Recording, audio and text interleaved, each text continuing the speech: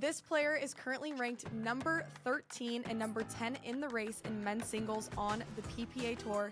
He's coming off a gold in Virginia Beach. It's Chris Haworth. Welcome to the show.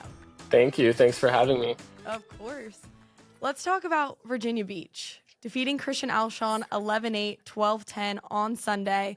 I know it wasn't easy with the weather conditions, but walk me through that match. Yeah, it was probably one of the weirdest matches I've ever played in pickleball, to be honest. I think there was 10 weather delays. I'd like to go back and count those just to see how many there were, but it felt like 10 at least.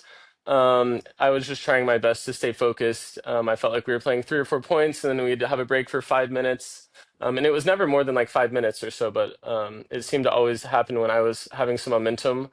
But yeah, I was just trying to stay focused during the timeouts and the rain delays, and yeah, it worked out. Was it frustrating when Christian kept calling to stop the match? Yeah, so I feel like there's a lot of gray area in that rule. I even asked the refs about it, and there's really nothing they can do. I felt like every time, I would win a few points, the rain would come or he would feel uncomfortable playing. Um, so yeah, I mean, the players can't play unless they feel safe, but there's too much gray area because, it's almost like a built-in timeout. You can say you don't feel safe at any point. So. Yeah, obviously I wanted him to feel safe, but I did feel like it was happening more frequently when I would go on a 3 or 4 point run. And this is your first gold as a signed PPA Tour player. How does that feel? It feels awesome. Yeah, I knew I could, when I signed, that's obviously why I signed. I've said it before, like I believed that I could win and I knew that I could, but believing you can and actually doing it is totally separate. So I didn't think it would happen that fast. It was only my fourth tournament, but yeah, it feels amazing. And what was the thought process behind signing to the PPA Tour? Why did you switch over? Yeah, I just wanted to play the best players in the world. I felt like I had, accomplished everything that I needed to accomplish elsewhere, and so I wanted to test myself and play the best week in and week out, and play, full 25 tournaments a year, and really test myself. And for the people who don't know who Chris Haworth is, I know you made some big runs last year, defeating Ben Johns and a couple other top singles players. That's when we kind of heard who you were, and then you would kind of switch over and come back, play a few PPAs.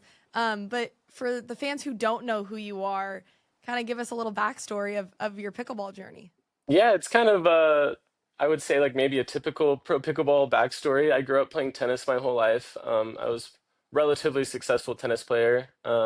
Played in college at Oklahoma State, enjoyed that, and then went on and I was coaching tennis for like 6 years after college. And then randomly a friend asked if I wanted to play pickleball, and I got hooked right away. I think I played like every day that first week, and then I played a tournament like a month later and won the tournament. And then I was like, okay, I got to decide, like, do I really want to go like all in on this? Do I want to keep working? Because I felt like I either had to like fully do it or just not do it at all. Like I didn't want to just play casually. So yeah, like 6 months, 5 or 6 months later, I had quit my job and started training full time. And yeah, it's been a whirlwind from there. And you're going up the rankings so fast. Like I said, defeated Ben Johns. Not only that, you've defeated Hunter Johnson, you defeated Connor Garnett, Federico Staksrud, list goes on. How quickly do you think you're going to be able to get to the top? I mean, God, hopefully as quick as I can. I mean, I would like to be there. My goal when I first signed was to make the tour finals, which is the top 8 singles players in the world. When I had signed, it was originally scheduled for December. So I had kind of a quick timeline. I wanted to get in the top 8 within the first 7 or 8 tournaments. Now that tournament's being pushed back until May, and so yeah, I might want to up my goals a little bit and maybe want to be like in the top 4 and get a higher seed in that tournament. But my goal is obviously to be number one. It takes a lot of work to be there. Like once you get in the top 10, I think Hunter has like 10,000 more points than everyone. So you can't just get there from 1 or 2 tournaments. So just the consistency, trying to place well in every tournament, and hopefully get to number one eventually. Right now, since you've already defeated a lot of these top pros, is there anybody that you are scared to play? Not, I guess not scared to play, but is there anybody who you're like, oh, dang, I really didn't want to play this person? Yeah, so the only person that I had never played was Christian. So I felt like at least like maybe in the top 15 or 20. I think I played everyone else, and I think I've beaten all of them except for there's one player and that I have never beaten. It's Pablo Tejas. So I played him twice and I lost both times. So it's kind of like a random player to think of, but I don't know that I'm scared to play him. I definitely want to play him again. But yeah, he's the one I got my eye on. And I have to ask you because I remember this at the Texas Open when I was sitting behind the boards filming. You were playing Ben Johns. Yeah. And I think every few points you'd come and talk, in between points, you'd chat with me, ask me what my plans are for spring break, where I'm going. And I'm like, I've never seen another player do this. Like, I don't talk to the players unless they talk to me when I'm behind Yeah. the board. Like I'm like thinking in my head, I'm like, dude, you're playing Ben Johns, like lock in. Like, what are you doing? Like, do you do that? Because it's like, yeah, it's I fun. don't Or is it know. like I feel like easy? I always have conversations with you, and you're always like, I can tell you're always a little apprehensive. I'm like, nah, you can just talk to me. It's all good. Yeah, I think I just like to stay relaxed. When I get like too serious, I like get in my head and I get like super frustrated, and that's when I don't play well. So I've got to find that fine line of being too relaxed. But yeah, I'm just trying to have fun out there for the most part. Yeah, and I think that people see that a lot when you're on the court. I think for the most Yeah. part, you're having fun. You can tell when you get really frustrated. Is there anything that you say to yourself in those moments when you're getting really frustrated? Like, okay, relax. Like, even if you're down, like, I don't know, 9-0 or something, like, what is the mentality there? Yeah, so I was actually super proud of myself this tournament because I kind of flipped my mentality. The last two events I made the semifinals and I played super poorly in the semifinals. I kind of got crushed in both of them. And I felt like it was because I was like, too like not too determined, but it's like I want it too bad. Like I want to get there. Like I'll do anything to get there. And then you just play terrible in the match. And so that was one thing that I really focused on this tournament was just mentality. Um, and it worked out really well for me. I saved match points in the quarterfinals. I saved game points in the semifinals and game points in the finals. So whenever I'm down, I just have to remind myself it's, 1 or 2 points, especially singles, you can make such big runs. And so not really trying to get too down on myself mentally and just, fight for every point. Yeah, that's a good point. And I want to ask this because I'm always curious when, of course, nobody wants to go to a game three in singles, but especially when you played Christian, when you're at 12, I mean, you beat him 12-10 in the second game.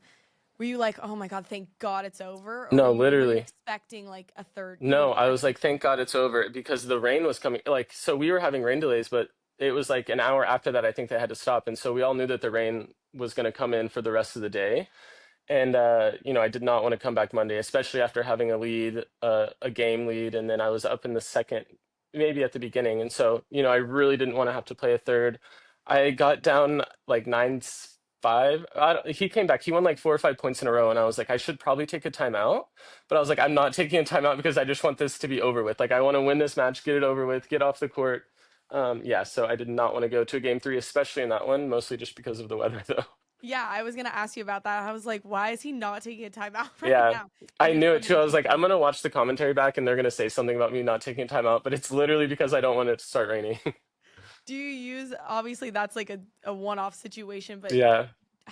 do you use timeouts for, when players get on runs? I know Yeah, I Annalise have a said little this. bit of a weird, sorry, I interrupted. I have a little No. bit of a weird take on timeouts. Like I feel like if they go on like a 5 point run, if I take a timeout, I'm like validating their run. Like I'm giving them more confidence. And they're like, oh yeah, like I've got him now. I'm like, I don't want them to think that.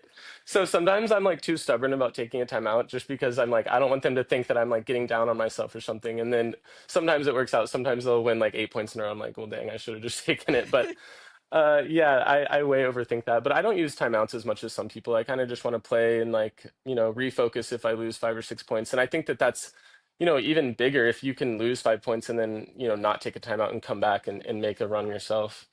Yeah, yeah, that's true. Yeah, I was gonna say, I feel like Annalise said, like maybe a few months ago, she said, I don't understand why players don't take timeouts when, Yeah. because Annalise always calling the timeouts with her and Yeah. Ben or wherever. She uses her timeouts a lot. And I feel like after she said that, I feel like a lot of players were like, okay, like maybe I am, you know, my opponent gets 3 points and maybe I should take a timeout here. So it's interesting to hear what you had to say about the timeouts. But in singles, obviously, it's just you out there. Yeah. So, but you've been playing singles probably your whole life in tennis and stuff. Is there any tips you would tell a singles player when they're out there by themselves and they're getting down on themselves? Yeah, I mean, just think of the whole match, and especially singles pickleball. It's all about runs. Like just because they win 5 points doesn't mean you can't win 8 points. So it really doesn't matter what the score is as long as like I tell myself don't let them get to 10.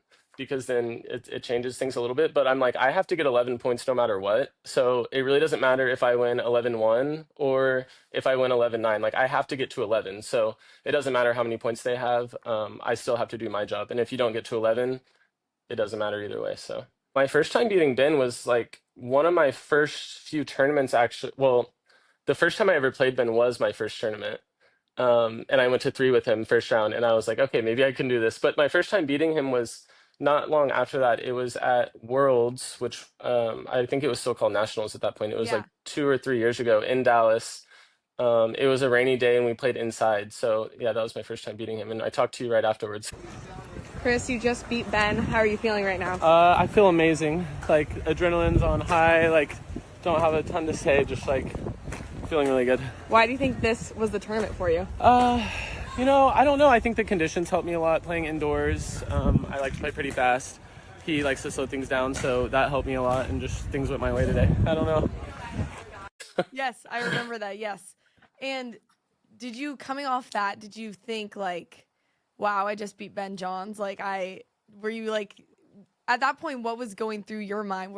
I'm sure you were getting blown up on your phone and everything. Yeah, for sure. My phone was blowing up after that one. But I think it was kind of just validation that like, I'm making the right choices. Like I can do this. Like I can make it a career.